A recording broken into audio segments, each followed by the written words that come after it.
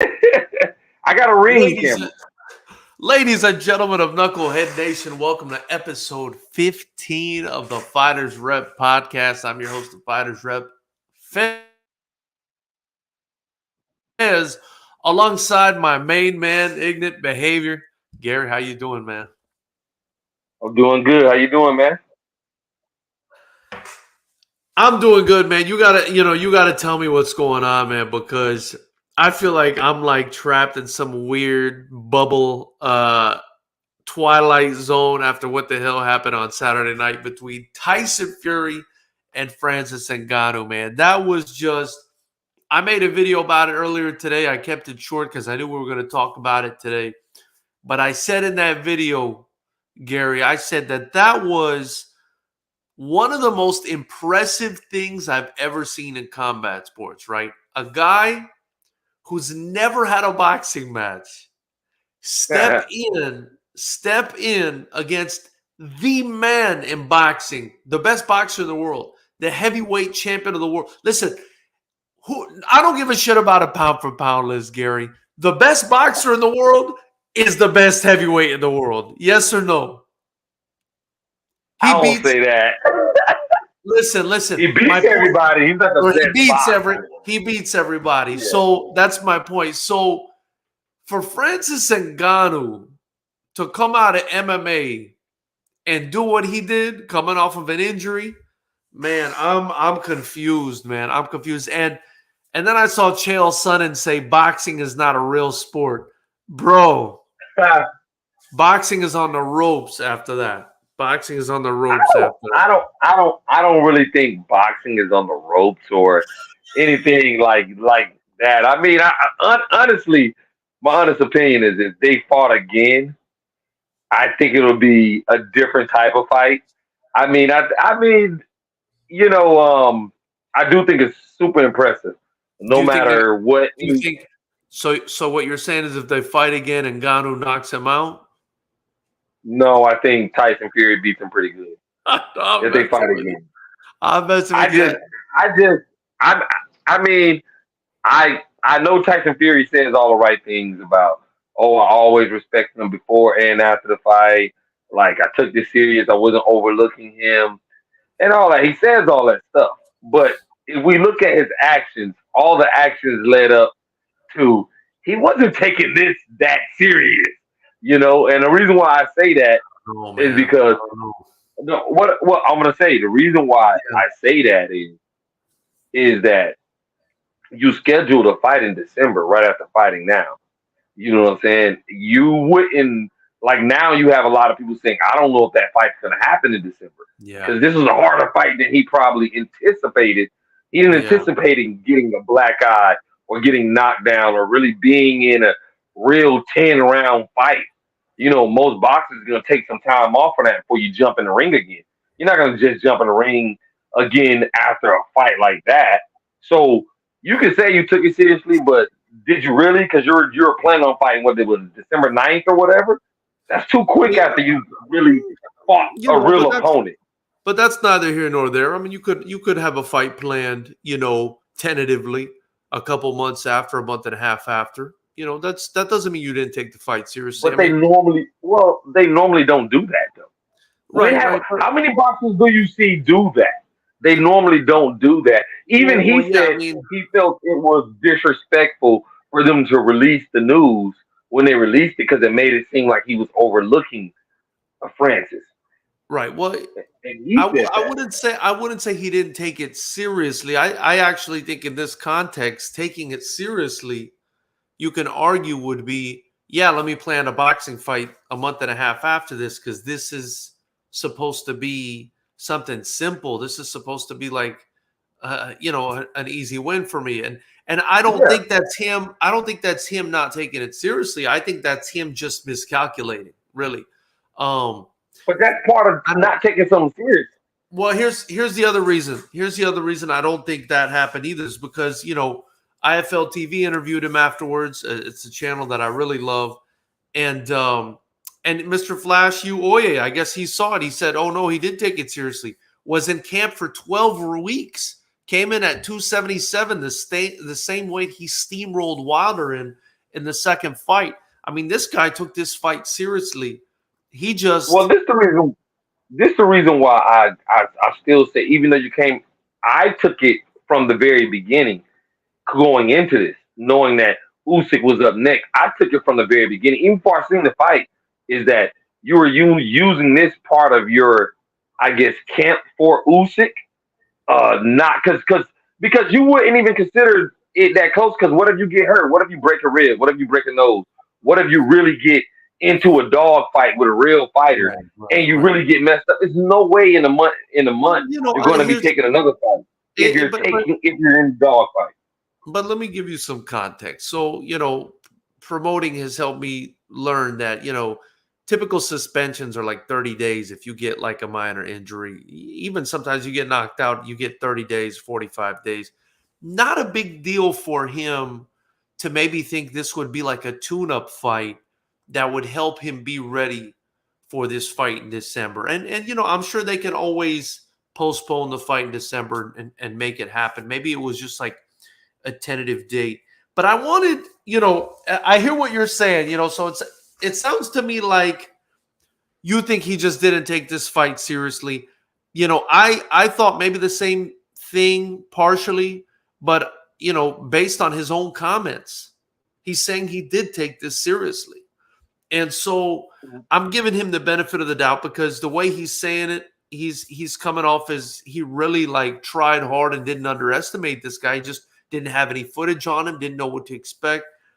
And by the way, shout out to Mr. Flash. He's really dropping a lot of stuff in the chat there, telling us how he told us about this and this and that. Appreciate you, Mr. Flash.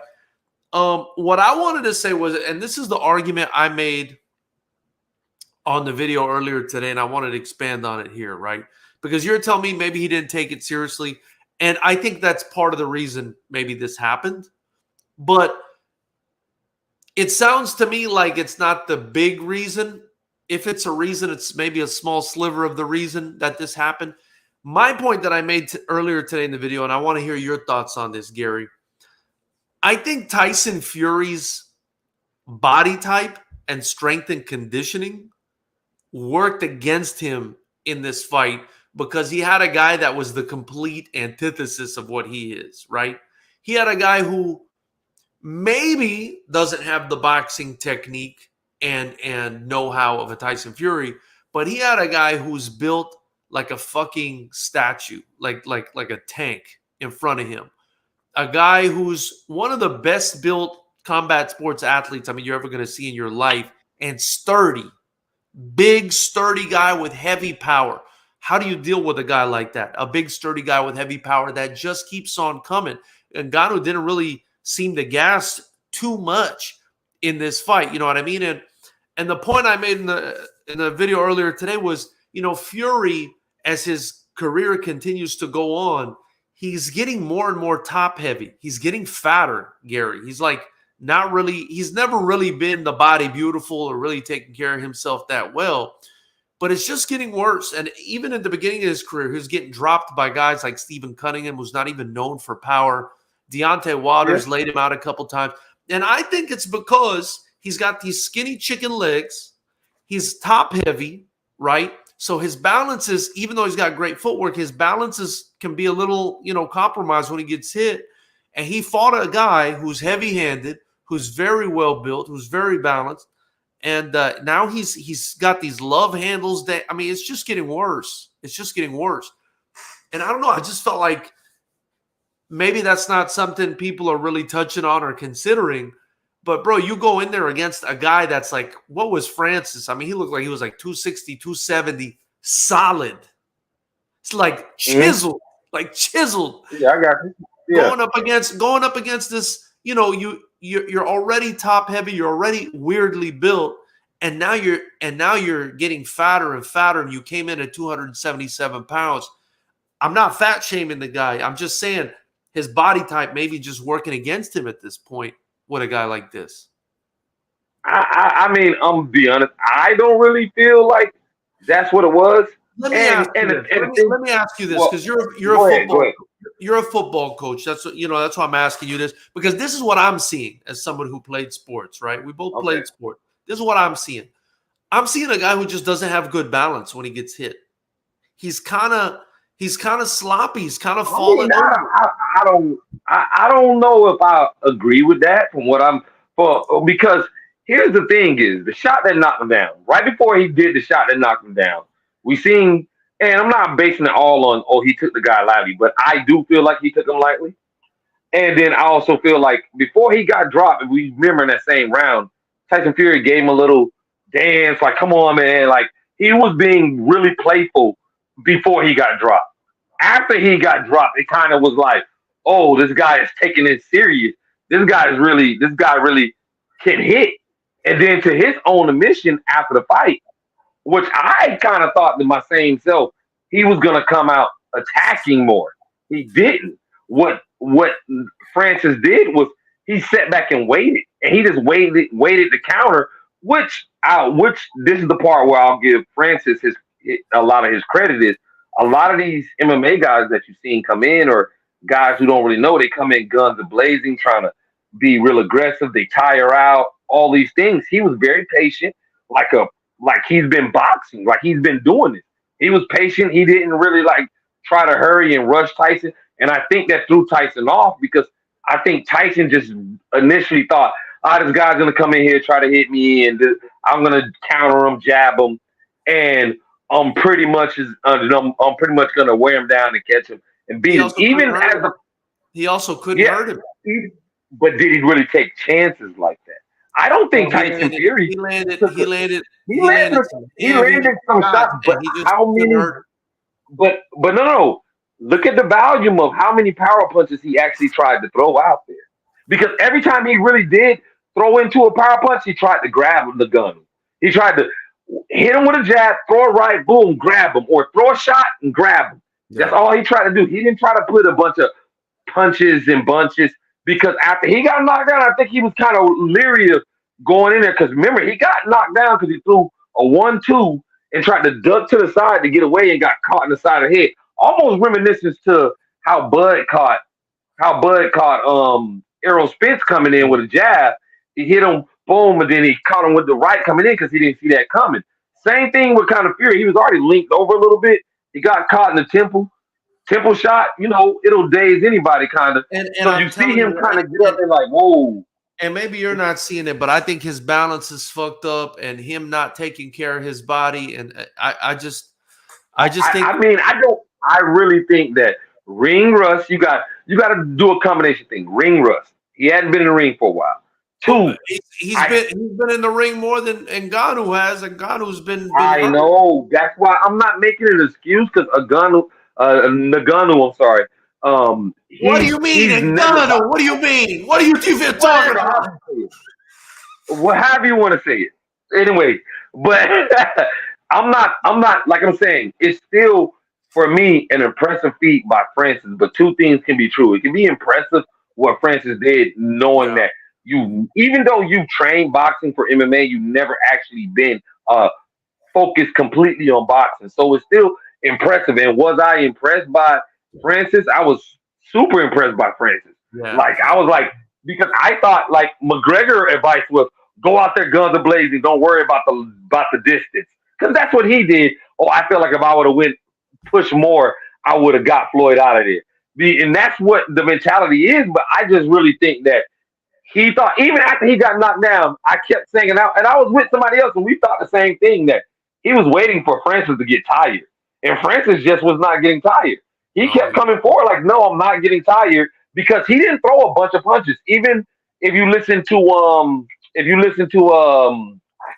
Lennox Lewis, he said Francis really wasn't, because he felt Tyson still won the fight, but he felt because Ngannou was mostly waiting to counter. He was waiting for Tyson to throw something. He wasn't throwing a bunch of punches. He was mostly waiting for his opportunity, being patient. And that's what I think frustrated Tyson Fury a little bit, because he thought he would be more aggressive. And you thought Tyson won the fight, correct? I thought he won the fight, but I think it could go either way, though. I think it could have went either way. I thought Tyson edged it out just because of what Lennox said. That's what I thought. Some of the other rounds, it wasn't a whole lot of action in a lot of these rounds, period. to be honest. Like a lot of clean shots in a lot of the rounds, period. So that's why I say it can go either way because a lot of the rounds you can probably toss up in the air and say, I don't know, maybe because he was coming, Ngannou was coming forward more than Tyson. Maybe because Tyson was grabbing more that round, you can give it to Francis or vice versa. Maybe Yeah, because Francis was waiting, you can give it to Tyson. It yeah, wasn't like a, it wasn't like, and I thought that was smarter than Ngannou. But I think if Tyson Fury went and did it again, which they say, oh, we should do it again. If they did it again, I think Tyson Fury, being a boxer for years, can come up and switch his game plan more easily than Francis can. Francis, he's still learning about this game. So yeah. I got people saying, oh, he'll beat Wilder, oh, he'll beat AJ, he'll beat all these Usyk, he'll beat all these guys, and I'm like, whoa, calm down. Now that people, I don't think that any other boxer, if they choose to take this route of going fighting the MMA fighter, they're going to take them lightly. They're going to come in just because, like, this is boxing. I got boxing on my back. I can't let this MMA fighter come in and survive. I think from now on, if they do, they plan to take those guys out instantly and not play around. And Yeah, like I said, I just don't think I don't know if Tyson that's Fury. something, I don't know if that's something you could do with a very durable, not not tired, very heavy puncher in Francis Ngannou. I mean, it's just he just poses a weird problem. He poses a weird problem, and I think that's why he had so much success. I mean, and he was countering. I felt like he was countering Tyson with that left hook. The whole fight, he was trying to counter him with that left hook. You know what I mean? Yeah, he was trying to counter, and I think Tyson wasn't prepared for it. Yeah, I thought he And did. even after the fight, he goes, "He's a much better boxer than we thought." Yeah, Like that statement alone lets you know, like, oh, I didn't know he was gonna be. He was gonna. That's another statement that lets me know that he was like, whoa, I wasn't prepared for what he was gonna bring. I'm yeah, thinking he's coming in the ring like all the other MMA fighters you've seen that are novices. They tire out eventually in the later rounds, and they don't know the things that he knows or whatever like this. And I just think that I'm not putting it all on that because Francis was out of all the MMA boxers I've seen try to cross over. He looked like a real boxer. yeah. Like He was and composed. He even had before he composed. knocked Tyson Fury down, the first two rounds, I was like, he looks kind of. And I didn't give him a snowball in hell chance, but I was like, oh, he looks kind of like he knows what he's doing. Like he Yeah, knows what he's doing. Oh, he. When I seen Conor McGregor in there with Mayweather, I was like, yeah, this is. It looks like he was just. It didn't. Even if you look at Tyrone Woodley, he he didn't look horrible, but at the same time, he wasn't throwing a lot of punches.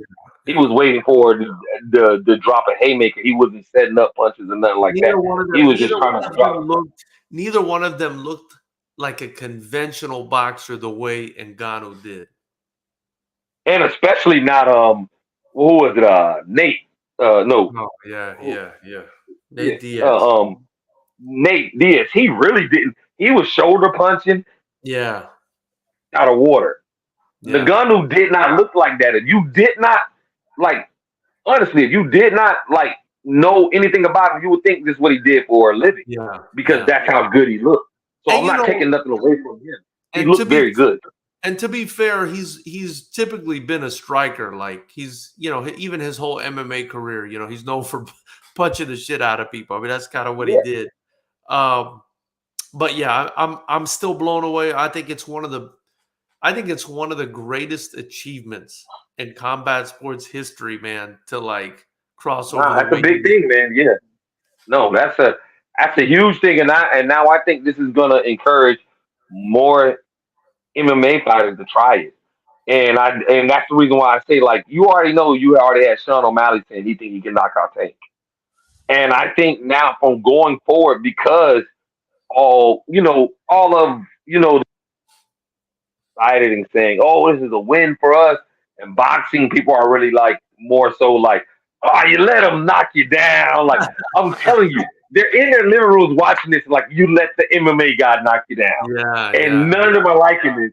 So if any of them actually go fight an MMA guy, they're gonna be like, "I'm gonna punish him. I'm not gonna." Because Floyd is on record saying he played with McGregor. He's on record saying like, I carried him for a little round. I knew he was gonna gas out. I carried him. I didn't, I gave the fans a show, then I got rid of him. You know what I'm saying? Something like that. Like and that's how I think that they think about MMA fighters coming to boxing. Like, Right. this dude's coming in, I'm gonna whoop him. And just things of that nature. So I'm not saying it bad on Tyson Fury. I think that's how most of the boxers think about MMA fighters coming to fight. I It's mean, like, it's a I'm gonna reasonable. toy It's with a him a little reason. bit. That's a reasonable way to think. I think considering that the sport is completely different. Yeah. But yeah, man, I'm just so surprised. I'm just so impressed by the guy. I'm so surprised with him. Man, a lot of people, including myself, said he fumbled the bag. He left MMA. He should have stuck I around in wasn't one of them. MMA. Man, he went to Saudi Arabia. By the way, shout out to my Arab brothers out in Saudi Arabia. Bro, I heard they put on a show, and they got those guys paid, man. Those guys got Oh, paid in from Saudi Arabia, bro. from what I heard he made like 8 times as much as he made in any fight that Saudi Arabia. He got paid, and then here's the thing: is because it was a good fight, he can get paid again. I know that. You know what? He's good after this. They need to just fucking fly me out to Saudi and let me put on some shows, bro, because I'm ready. Fightersrep 20, by the way, November 18th at the beautiful Commerce Casino. Get your tickets at fightersrep.com.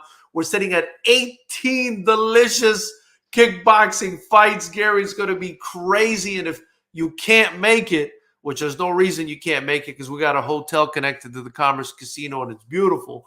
But if you can't make it, you could join the channel and watch it. I'm hoping Gary's going to be moderating the chat for that one on November 18th. But yeah, this is crazy. I mean, what do you think happens next from here, Gary? Well, I think Fury's gonna go fight Usyk. I mean, I don't think it's gonna be in December after this fight. I Do you think think now he he's gonna beats be like, Usyk? Do you think he what is beats that? Usyk? Do you think he can beat Usyk after looking like that? I still think he can, because you got to remember before he fought Wilder, I think it was the second time he Yeah. fought and he got busted up by Yeah. Otto Valine. what's Otto Valine. I yeah, remember Otto. That's what he got busted up, and his dad told him, "Look, you fight Wilder like that, you're gonna get you're gonna get killed." that. And Yeah. he tightened it up, and he got back. All right, I gotta get back. And I think for me, it's just after that fight. That's the I just think football for coach. me, after That's the that fight, football coach coming out. The football coach coming out. no, I mean, it's just we're gonna say like sports with football and things of that nature. It's like after a team loses, a good team loses, it's like it was the wake up call. Like I'll even go with my 49ers. We were 5-0 riding high. Sometimes you need to get knocked off your high horse a little bit and get a wake up call. Like, yo, hey, you can be beat. You can be beat. You can lose, and I think that's going to be a wake up call to him, especially because he's been out of the ring. Like he even acknowledged some ring rust, and I think it's going to make him go in the gym and work harder. Like, hey, I can't be like that against Usyk, and I'm pretty sure his dad is going to tell him, you fight one of those guys like that, you're going to lose. You're going to get your ass knocked out. Yeah, and I'm pretty sure his dad going to tell him the same thing. And like I said, with Otto busted him up and things of that nature, and he came out and looked much better the next time he stepped in the ring. So, I mean, I still got him beating. Usyk. I don't think Usyk is going to hit as hard as Francis either. no, And I don't think Usyk is big as strong as Francis either. no. So, I mean, it's a different. And Fury mentioned he was awkward. So the difference is you have tape on Usyk. Like you said earlier, you don't have any tape on Francis, and the tape you did from, like MMA, he was sloppy. That's why I was so surprised that he tightened all that up so quick. And this is a style. This is a style that gives Tyson Fury trouble. You mentioned Otto Valine. I mean, this is what Valine did. Valine stayed in his face. Valine was in his face fighting him, and Fury had to resort to fighting back. He ended up he knew he was busted up. The referee might stop the fight. He might, get an L on his record. and he made it into a street fight. And I like you said, I think he was surprised. He wasn't prepared for a guy to stand right in front of him and hit that hard and be that big and durable. He dropped him, and he kind of went into emergency mode. Maybe it was like, oh shit, I'm dealing with a real legit fighter here. But like you say, Usyk, there's tape on Usyk. I also think Usyk's more technical. He's not going to be as strong. He's not as big. I don't think he's as durable as Francis Ngannou. And I think it's a style that works better for Tyson Fury, right? If someone tries to outbox him, I think that's Tyson Fury's wheelhouse. I do think, though, Francis showed us the way you beat him, man. You got to stand in his face and just be big and strong, beat the shit out of him. And maybe I was actually thinking a better fight. Of course, he's going to fight Usyk next, and I'm with you. I think he probably beats Usyk, but now I'm interested again in an Anthony Joshua fight with Tyson Fury, because if we can get the Anthony Joshua of old, when he fought Andy Ruiz the first time, the Anthony Joshua that used to just come forward and bang people out, I feel like that would be an interesting fight. That would be an interesting fight. What do you think about that? I mean, me and you differ on the fight that just happened. I don't think he gave you a way to beat Tyson Fury. I mean, I mostly look at it as a surprise attack, kind of. Like, if like, seriously, like, you kind of, I think kind of almost what he did to Wilder in the second fight. Wilder, even though he told Wilder, I'm going to stand toe-to-toe with you. I'm going to come forward. I'm going to fight you. Wilder didn't believe that. It was unexpected. It wasn't expected. No. So when he actually did what he said he was going to do, I think it kind of got Wilder like flustered. Wilder had no comeback forward because he didn't expect it. He didn't expect him to stand. Are you going to stand right here with me? Nobody ever done that to me before. And I just think with this fight, you're fighting a guy that never boxed. You don't have any boxing tape on him, and you pretty much, like he said, he's awkward, which people said about Sean Porter, who knows how to box, which makes him difficult. And it was like, I don't see, I don't see Francis being able to do that to him again, because Tyson Fury, he showed you, I'm able to adjust from fight to fight. You show me something now. It's kind of almost like when you get a high-level boxer, a boxer to that level. I mean, I've seen Mayweather fight people a second time, and it's always worse. It's always worse. Yeah. It's always worse. And, even Canelo with Triple G, he started preparing for it, and it turns out a little differently than the first fight. So when you get boxers who really know, that's why I say he has kind of an advantage on Francis in this sense, that Francis is still developing his style and getting Tyson Fury. He's at that level where I can change. And we mentioned this about AJ. AJ really can't change what he is. He is what he is. He's what he is, and he can't really change that. And I don't think AJ would beat Fury. I think Fury knows what AJ is, and he sees what he is. He sees his flaws, and I think Fury can beat him. I think Fury would beat him too, but I think if AJ again channels the AJ of old, that walk forward, come forward, bang you out style, I feel like that's the best style to beat Fury. If I was coaching against Fury, I would say get in his fucking face, get in his chest, and just beat the shit out this guy. And that's what I would train my guy to do, because I would not. One thing I wouldn't do is, so Mr. Flash Oye is in here. He's saying that he thinks Usyk stops Fury. I got to disagree with that, because he's going to try to outbox Fury. And as a smaller man, 6'3", 6'4", he's going to be at a tremendous disadvantage. The reach is tremendously, advantageous for Tyson Fury. And you're going to have to outbox him. And I don't see anyone outboxing a guy, that's 6'9", with the 85-inch reach that can move and box like Tyson Fury. So that's why and weighs like 270. Right. So that's why I say. I just want to respond to this real quick. They say, he's ducking AJ. I don't really feel like, why would you duck somebody who got beat by Andy Ruiz. We Yeah. seen him get beat by Andy Ruiz. We seen him get beat by Usyk twice. So why would you duck him and fight Usyk if if Usyk beat that guy twice? Yeah, So yeah. Listen, Usyk, that's silly talk. As much as I love Mr. Flash, that's silly talk because where's the bag, Gary? Where's the bag? yeah, Where's the bag, Gary? is with AJ. It's with AJ. It's with AJ. And so you don't duck AJ to fight Usyk, who's a much bigger threat than AJ, I think, as a boxer. But now, again, my opinion. I mean, look, it's all speculation, right? I'm talking about the AJ style that we had before the first Andy Ruiz fight, right? That AJ to me was a killer. He came to come get you. He was trying to get you out of there. The AJ now that's changed his style, and he's pity patting and he's very cautious. And I don't know if that one is better against Fury, but I just think Francis showed us if you're sturdy, if you stand in front of him, if you got big power, he can get taken out of there, man. He can get taken out of there. And by the way,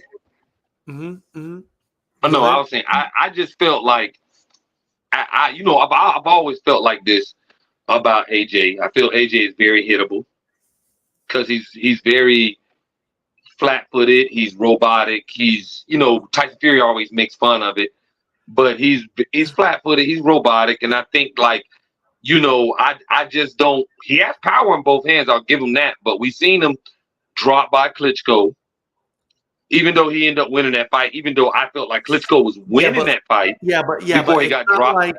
But him being flat-footed and robotic, I mean, it's not like Francis Ngannou was a slick boxer in there.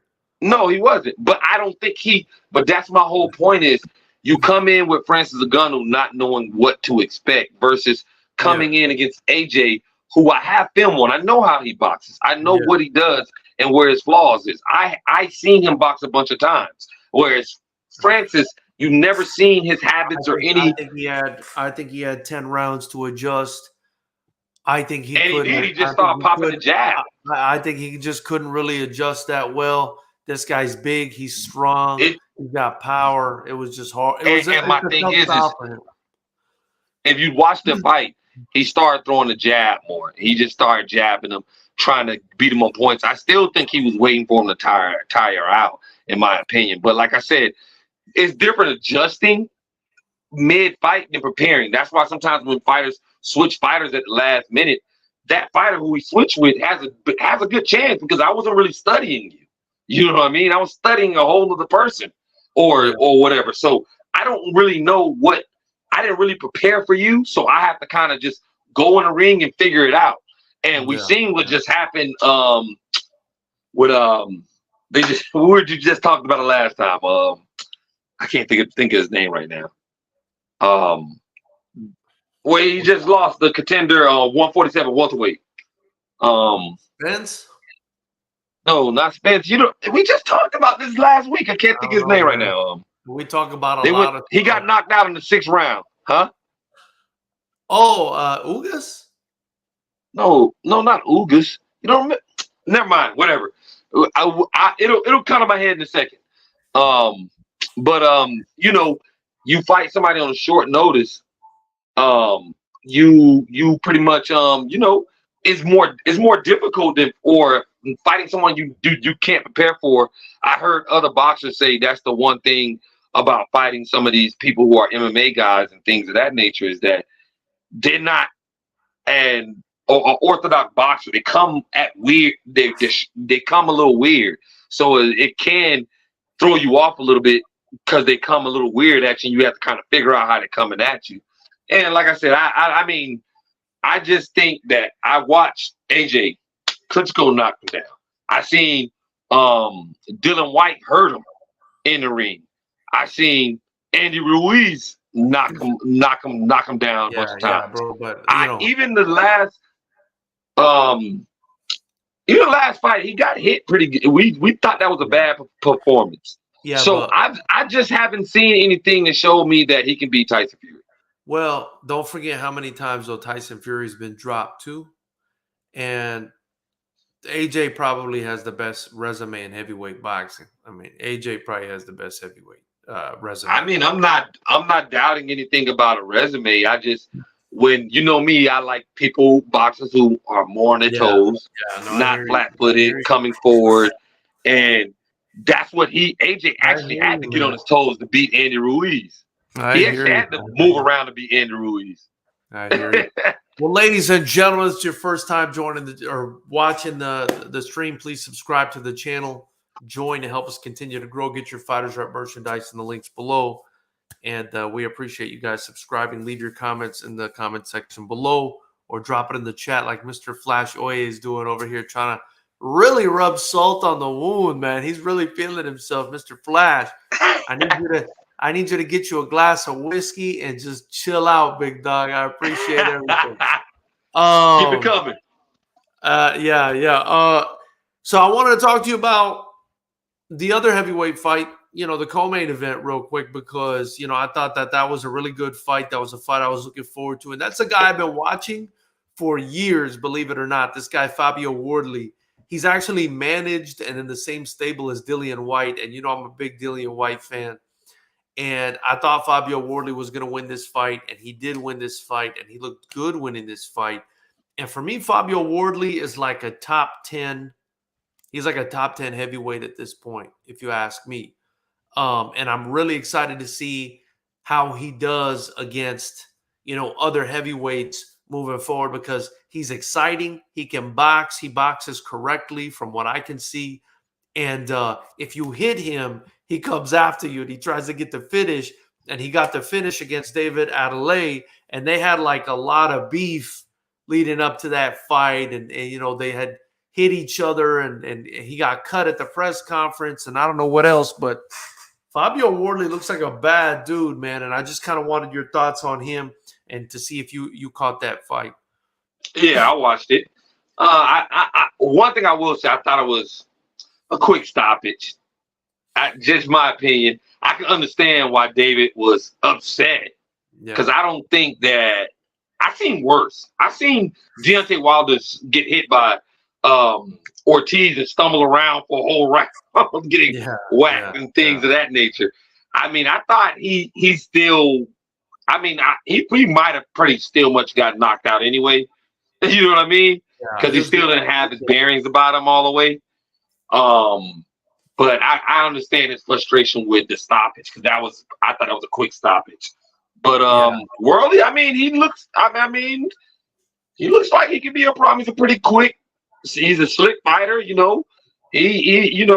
mean, he's athletic. He's slick. He can bang. He's pretty big. I know you're probably going to disagree, but I would put him around the same, I guess, area you would put Big Baby. Only reason why I say that, I think they got similar styles. I mean, I think they got similar styles. I think at a point in their career, they're probably around the same point in their career where they're trying to, I don't know who wins the fight, but I think that, they it will be a good fight. It'll be a good scrap. Yeah. No, I really would like that fight. I would actually, believe it or not, as much as I would prefer the American, I would favor Fabio in that fight. I think he's got a bit more experience at this point, because Big Baby's best opponent, I don't think is as good as Wardley's best opponent so far. Mm-hmm. But I do think Big Baby has a lot of potential as well. And they're both like, they're not these like huge 6'7", 6'8" heavyweights, but they're a decent size. They're like 6'4", you know what I mean? Like they're like medium size, but they have that athleticism, the speed. They still got the power. So that's why I like watching heavyweights like that. You know what I mean? I just wonder how they would do, obviously, against a guy like a Fury or a Wilder, or one of these super tall, big, real heavyweights that we got now. I wouldn't put him in there with those guys yet, though. I just don't think yet for either one of those guys. Yeah. So I just think still get some more work. I mean, not the top guys like Usyk and Fury and Wilder and AJ. I still think get some more because, like you said, we seen Big Baby get hit with a shot. I mean, I think honestly, the fight with Worley and David, it was kind of a slow fight for a minute. It wasn't a whole lot of, because I feel like David was moving around like he wasn't really trying to take a whole lot of risk. He was trying to catch Worley coming in. He kept trying to catch him coming in and trying to counter him. And that's what I ain't gonna lie. Watching the fight, I thought I said he's gonna eventually catch him, but he didn't. It was the other way around. Like, and it wasn't off a counter. It was just off a break. He kind of pushed him, framed him off just so he can get that boom, bow, to hit him like this and drop him. And it was like, I mean, for a minute I was just like, and I think I even heard who was it, Tim Bradley? I think it was Tim Bradley. Yeah. Even he was saying it was he expected more fireworks out of the two. It was kind of more like they were being cautious a little bit. So when the knockout came, it was kind of, oh, he got him. Yeah, he got him. yeah. No, I hear you. Mm-hmm. Well, anyway, ladies and gentlemen, Knucklehead Nation, that's kind of all we got for you tonight. Gary, there's not like a ton of big fights left for the rest of the year. There's a couple juicy ones, but nothing huge. But don't you have the Haney fight against Regis? That for me, I really want to watch. That's December 9th. I definitely want to watch that. That's gonna be a good fight. That's gonna be a really good fight. Then you got Benavidez. You know what? I'm gonna take that back. We got Benavidez. we got Benavidez and Andrade on November 25th. On that same day, we also have Chantel Cameron taking on Katie Taylor. And then we've got Shakur fighting on the 16th against Edwin De Los Santos. I mean, I wouldn't necessarily say that's a big fight, but I'll watch it. Yeah. It's not a big. And then in no way fights again on December 26th versus Marlon Tapales. But I think the big ones are Prograis versus Haney and Benavidez versus Andrade. Yeah, we'll definitely get our prediction for those at some point, but it's still too early for that. So that's pretty much it. But anyway, ladies and gentlemen of the Knucklehead Nation and Mr. Ignorant Behavior, I appreciate your time, man. Ain't no problem. It's time for me to take my ass to bed. You have a great night, man. All right, man. Thank you guys for joining us. All right, man.